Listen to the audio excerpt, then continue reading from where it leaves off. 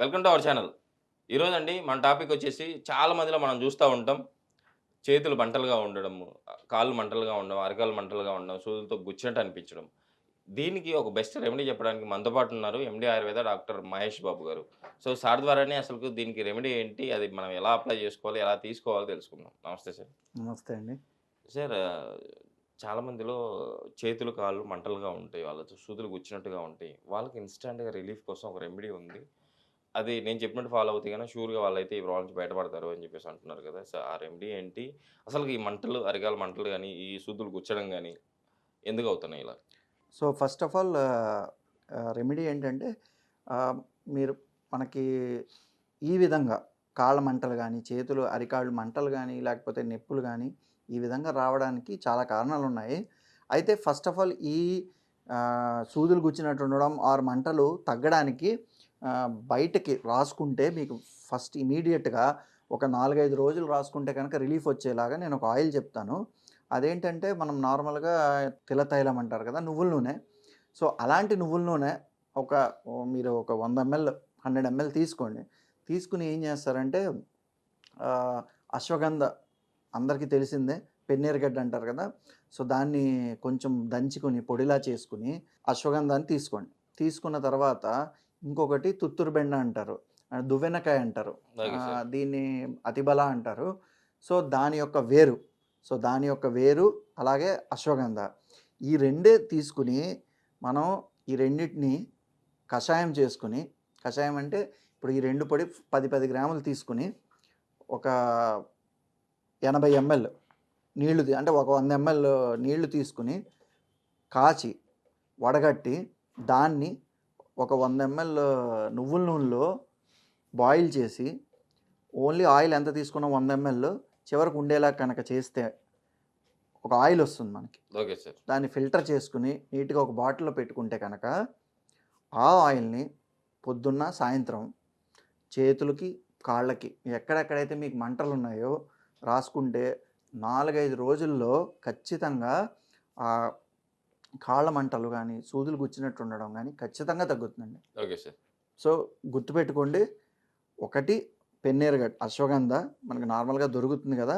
అయితే మీరు పొడి కాకుండా నార్మల్‌గా వాటి యొక్క వేర్లు, రూట్స్ రూట్స్. తీసుకున్నవి పచ్చిగా దంచుకుని, అలాగే అతిబల, తుత్తూరుబెండ వాటి యొక్క వేర్లు కూడా పచ్చిగా దంచుకొని ఒక కషాయంలా కాచుకొని, దాన్ని ఆయిల్‌లో పెట్టి మరగ్గాచుకుని, ఆయిల్ చేసుకొని పెట్టుకుంటే గనక చాలా బాగా యూజ్ అవుతుంది. Okay sir. సో, అలాగే ఇంక మీరు కారణాల గురించి అడిగారు కాబట్టి ఫస్ట్ దీనికి కారణాలేంటంటే మెయిన్ ఒకటి షుగర్.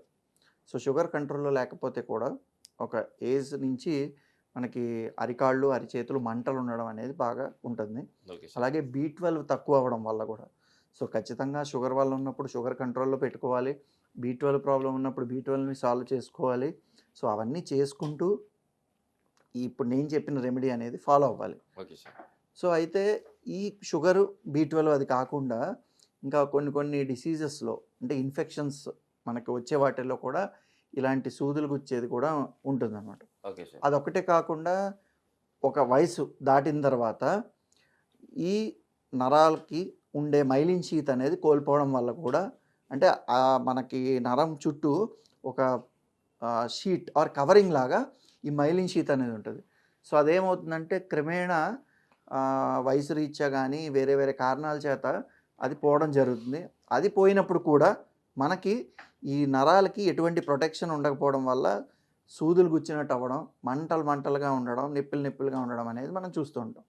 సో, ఇలాగా ఈ కారణాల చేత ఏమవుతుందంటే ఇవి మనకి ఒక వయసు దాటిన వాళ్ళలో కానీ, షుగర్ తక్కువ ఉన్న వాళ్ళలో కానీ, ఈవెన్ బి12 తక్కువ ఉన్న వాళ్ళలో కానీ, ఈవెన్ రక్తహీనత ఉన్న వాళ్ళలో కూడా ఇది మనం చూస్తూ ఉంటాం. Okay sir. సో, ఇలాంటి వాళ్ళకి ఫస్ట్ వాళ్ళ ప్రాబ్లమ్ అనేది ఖచ్చితంగా కరెక్ట్ చేసుకోవాలి. కానీ వీటి నుంచి ఉపశమనం రావడానికి నేను చెప్పిన ఆయిల్‌ని రాసుకుని కొంచెం చిన్నగా మద్దనంలాగా చేసుకుని గోరువెచ్చగా చేసుకుని తర్వాత వేడి నీళ్ళతో స్నానం చేస్తే కనుక డెఫినెట్‌గా ఈ కాళ్ళ మంటలు ఆర్ అరిచేతులు మంటలు, ఈ సూదులు గుచ్చడం అనేది తగ్గుతుందండి. Okay sir. సార్ ఇప్పుడు యాక్చువల్లీ అరిచేతుల మంటలు గాని, అరికాళ్ళ మంటలు గాని, నరాలు ఏదైతే మన నరాలు ఉన్నాయో, ఆ నరాల పైన మైలిన్ షీత్ డ్యామేజ్ అవ్వడం వల్ల ఈ వస్తున్నాయని చెప్పేసి అవును. అంటున్నారు. అవును.